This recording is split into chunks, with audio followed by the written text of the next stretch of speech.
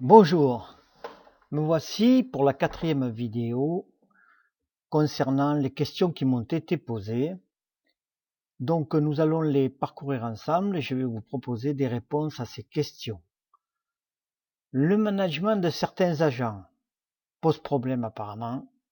L'évaluation des agents. Comment affiner la répartition des rôles des différents acteurs de l'entreprise et identifier le bon niveau de détail. Comment parvenir à mettre tous les acteurs concernés par un sujet au même niveau d'information, avec beaucoup d'acteurs, beaucoup de types d'interactions différentes et beaucoup de sujets différents. Les consignes que je donne ne sont pas toujours exécutées. Comment savoir être ferme sans être brutal? Bien, donc nous allons aborder les réponses aux questions qui m'ont été posées. Alors, le management de certains agents. Vous semblez avoir des difficultés à manager certains agents, ce qui n'est pas une nouveauté dans le monde de l'entreprise et même dans les services publics. En premier lieu, je voudrais peut-être effacer des croyances qui font perdre du temps. Ensuite, vous donner des conseils pour améliorer votre management. Manager une équipe, un service, une entreprise, ce n'est pas tout le monde m'obéit, le doigt sur la couture du pantalon. Tout le monde est motivé. Tout le personnel s'engage. Tout le monde travaille au même rythme. Le monde du travail n'est pas un monde paisible où tout est parfait. Le monde du travail, il est fait de diversité de caractères, de motivation, d'engagement, de professionnalisme. Tout ce petit monde doit travailler ensemble pour un objectif qui doit être le même, ce que bien souvent ils ignorent parce que les objectifs de l'entreprise ne sont pas clairement définis. Il s'ensuit un manque de sens et de motivation.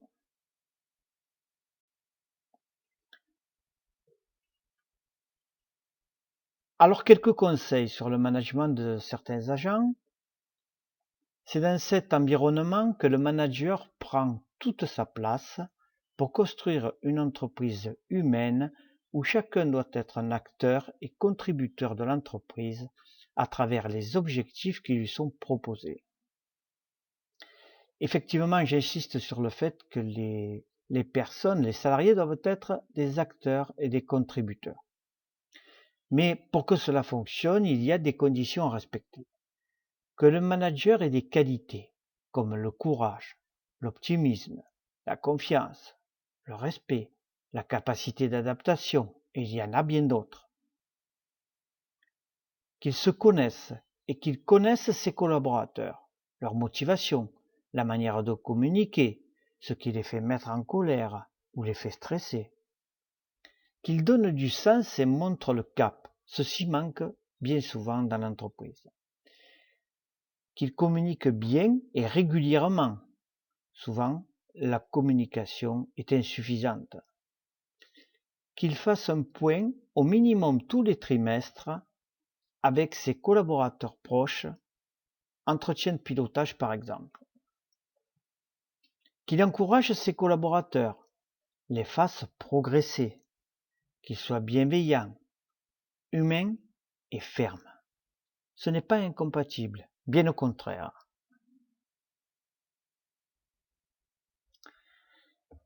Prenez vos collaborateurs là où ils sont et non comme ils sont. Ceci est très important. En fait, si vous dites cela, ça signifie que vous savez que vous allez faire progresser vos collaborateurs. Alors que si l'on dit on les prend comme ils sont, ça veut dire qu'on est fataliste et qu'ils resteront là où ils en sont. Travaillez avec tous, même ceux qui vous sont hostiles. C'est ça être manager. Ce n'est pas travailler qu'avec les gens qui adhèrent, qu'avec les gens qui vous suivent. C'est faire travailler tout le monde et travailler avec tout le monde.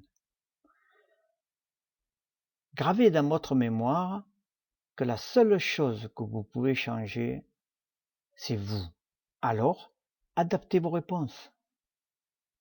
Là est la clé de la réussite. C'est par vous que vous allez changer les autres, et pas en changeant les autres et vous en restant tel que vous êtes. Comment évaluer des agents? L'évaluation du personnel dans l'entreprise est bien entendu fondamentale parce qu'elle est motivante, nécessaire pour évaluer les progrès du salarié, savoir où il en est de ses objectifs et donc de sa contribution, lui apporter de l'aide directe ou indirecte, l'encourager et enfin le récompenser. Pour évaluer le personnel, il faut être dans une culture de résultats et non de moyens. Ce qui ne veut pas dire d'être un manager axé uniquement sur les résultats. Mon expérience me conduit à affirmer que l'on a plus de résultats en étant un manager humain et bienveillant plutôt qu'une peau de vache axée uniquement sur les résultats. J'en ai fait une de mes citations principales que je vous soumets.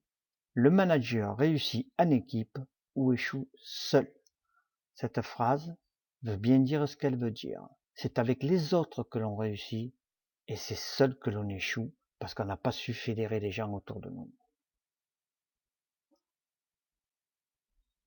Après ces explications, il est incontournable de parler des objectifs pour vos agents.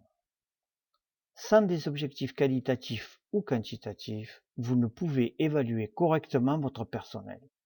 Vos objectifs doivent être personnalisés, individuels, négociés. Personnalisés parce que chacun est différent, a un potentiel qui lui appartient et part de niveaux différents. C'est pour cette raison que précédemment, je vous ai dit qu'il fallait prendre les agents de là où ils sont et non comme ils sont. Cela implique que vous avez l'intention de les mener ailleurs, donc de les faire progresser. Individuel, parce qu'il est important de mesurer la contribution individuelle et le progrès de chacun. Négocier, car le salarié ne doit pas se voir imposer un objectif qu'il devra essayer de tenir s'il ne le sent pas ou s'il est irréalisable.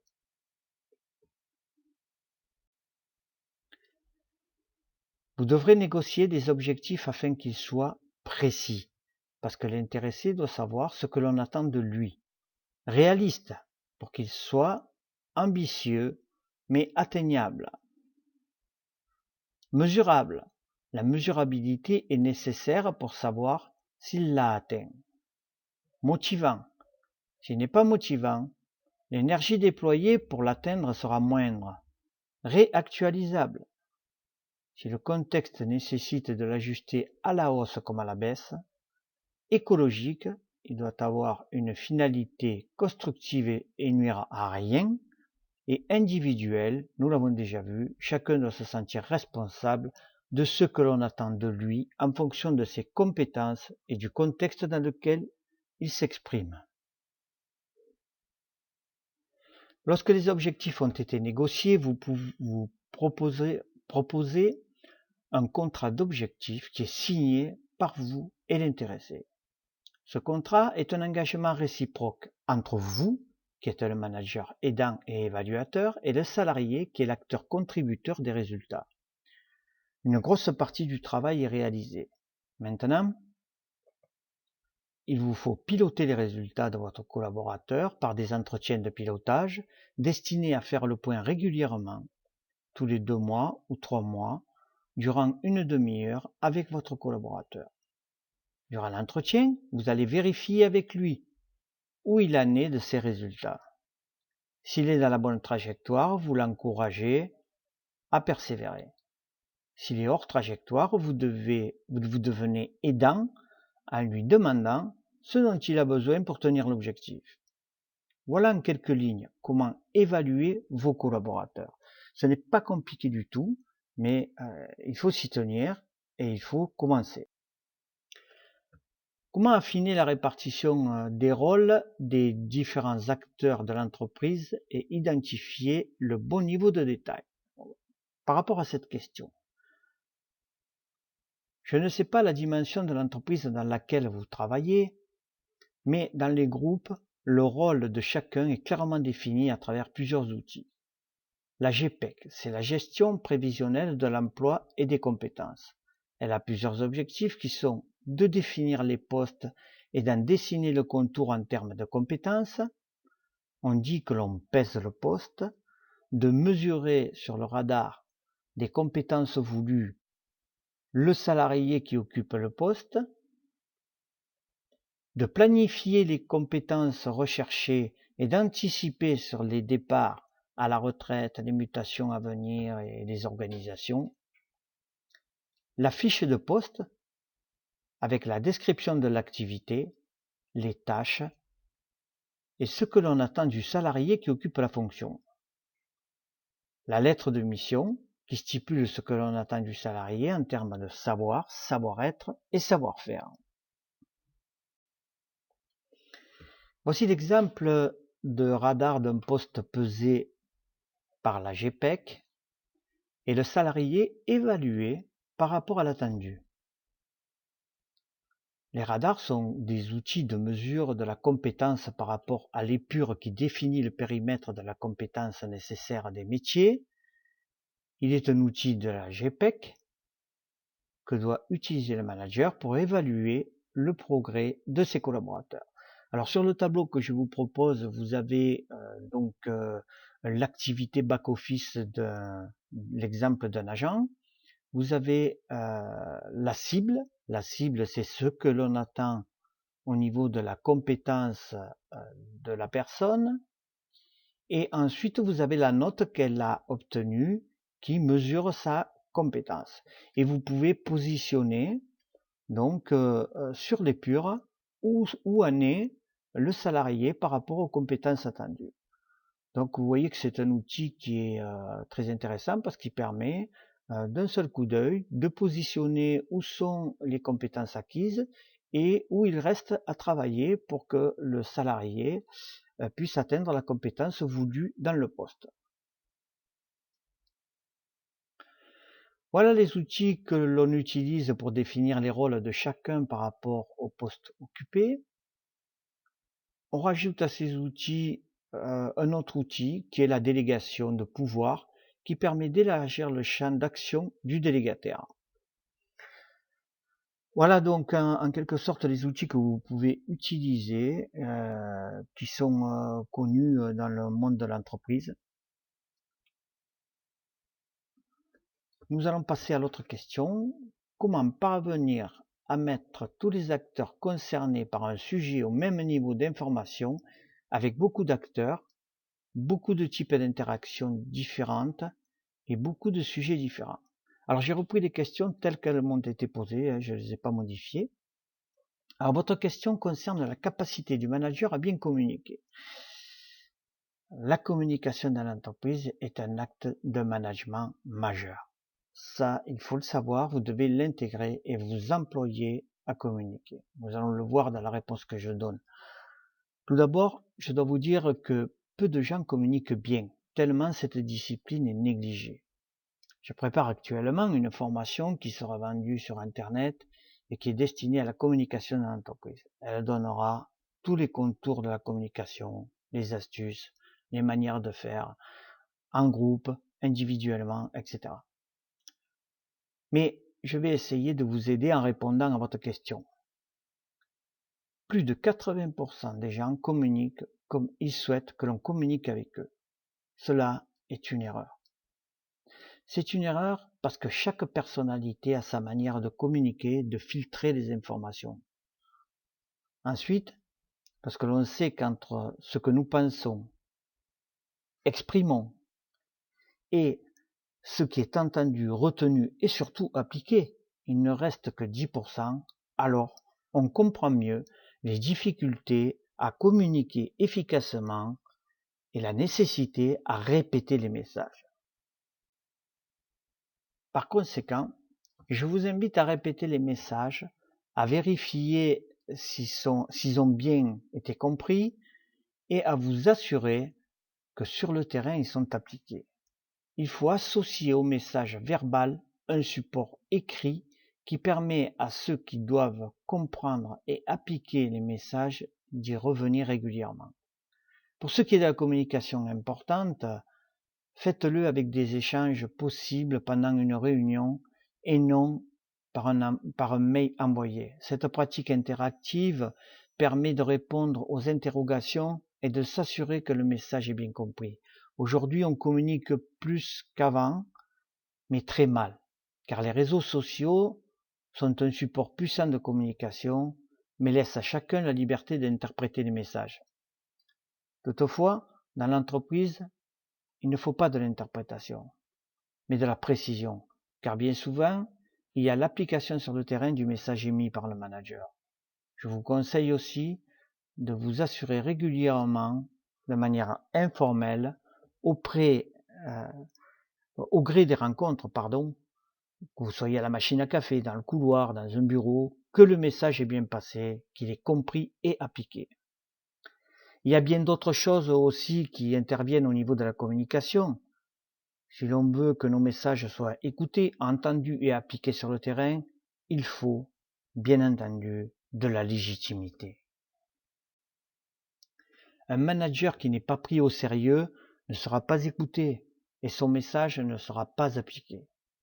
Il faudrait aussi parler de la manière de communiquer, comme par exemple la communication non violente qui correspond à une communication humaine, bienveillante, de ce qu'attendent les générations baby boomers, X, Y et Z, qui utilisent des supports de communication différents et sont réceptifs à des discours adaptés. En conclusion, vous pourrez retenir 7 conseils. Je vous les délivre. Connaître sa manière de communiquer et celle de ses collaborateurs. Utiliser la communication non violente. Être légitime. Faire ce que l'on dit et dire ce que l'on fait. Écouter avant de parler. Répéter les messages. S'assurer que les messages ont été bien perçus et qu'ils sont appliqués. Adapter le message aux différentes générations. Si vous appliquez ces 7 conseils, vous allez voir du progrès dans votre communication.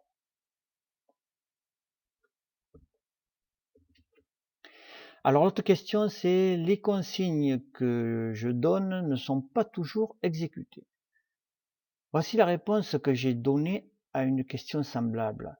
Lorsque vous demandez quelque chose à un collaborateur, il est nécessaire de dire pour quand il vous le faut, car vous ne pouvez pas reprocher à un collaborateur de ne pas vous répondre si vous-même, vous n'avez pas défini à quel moment vous voulez les renseignements. Ne pas dire il faut que tu me fasses le point des accompagnements réalisés à ton équipe. Dire plutôt il faut que tu me fasses le point des accompagnements réalisés à ton équipe pour mardi soir. Ceci est précis. Si le mardi soir, vous n'avez toujours rien, demandez à votre collaborateur par téléphone, parce que ça permet d'échanger, plutôt que le mail, où il en est du point qu'il devait vous remettre. Par téléphone, cela va plus vite. L'échange est direct et non différé, et vous pouvez compléter le questionnement, montrer et dire votre insatisfaction avec la tonalité adaptée. Vous pouvez dire « Je t'avais demandé de me remettre le point des accompagnements de ton équipe pour mardi soir et je n'ai rien reçu. » Si vous ne faites pas cela et que vous ne demandez pas le moment venu où en est ce que vous avez demandé, vos demandes ne seront pas prises au sérieux. Comment savoir être ferme sans être brutal? Il est clairement démontré que la brutalité, la violence verbale, la menace dans le management ne peuvent conduire qu'à l'échec. Pourtant, nombreux sont les managers qui utilisent ces pratiques, se laissent piloter par les événements, les émotions, leur caractère. Pour être ferme, il faut être légitime, bienveillant et humain. Ces 3 conditions vous autorisent à la fermeté, parce que vos collaborateurs vous reconnaissent comme un manager digne de ce nom. Aussi, je vous invite à pratiquer la communication non violente, avec de la bienveillance et de l'humanité envers ceux qui sont vos semblables et dont la seule chose qui vous différencie d'eux est la fonction. J'insiste fortement sur les 3 caractéristiques qui vous autoriseront d'être ferme: la légitimité, la bienveillance et le management humain. Tant que vous n'aurez pas acquis ces qualités, vous aurez des difficultés à ce que votre fermeté soit acceptée. Lorsque vous êtes sûr de posséder ces qualités, vous pouvez être ferme sur du factuel. Et lorsqu'il s'agit d'une différente vision sur un sujet précis, de pratiquer l'empathie. Voici un exemple. Un de vos collaborateurs devait terminer le reporting des réclamations pour jeudi soir. Mais vous avez constaté que chaque semaine, il vous invoque de fausses raisons pour justifier qu'il ne puisse le faire. Ne pas lui dire « tu n'arrives jamais à me faire le reporting en temps et en heure », ça ne peut pas durer comme ça. Ces propos sont des propos généralistes et ça ne passera pas. Lui dire plutôt du factuel. J'ai constaté que jeudi dernier et ce jeudi, tu ne m'as pas transmis le reporting des réclamations. Peux-tu m'expliquer ce qu'il se passe? Dans le cas où un collaborateur a une vision différente de vous sur une décision à prendre, votre collaborateur, par exemple, argumente sur son désaccord par rapport à une réorganisation, ne pas lui dire « je suis le chef, c'est moi qui décide et assume, nous ferons comme j'ai décidé ». Procédez plutôt comme ceci. Vous devez l'écouter avec empathie, c'est-à-dire en essayant de ressentir ses émotions comme si c'était vous qui parliez, sans présenter de désaccord durant la conversation. Lorsqu'il a terminé, vous pouvez lui dire « je comprends et je vois bien ce que tu peux ressentir. Si j'étais à ta place, je verrais certainement les choses de la même manière, mais à ma place, dans la fonction que j'exerce, la solution que je propose est la meilleure. »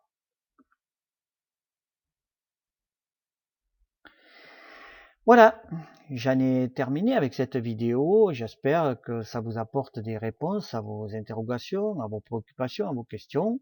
Je souhaite de bonnes vacances à ceux qui vont partir et à bientôt.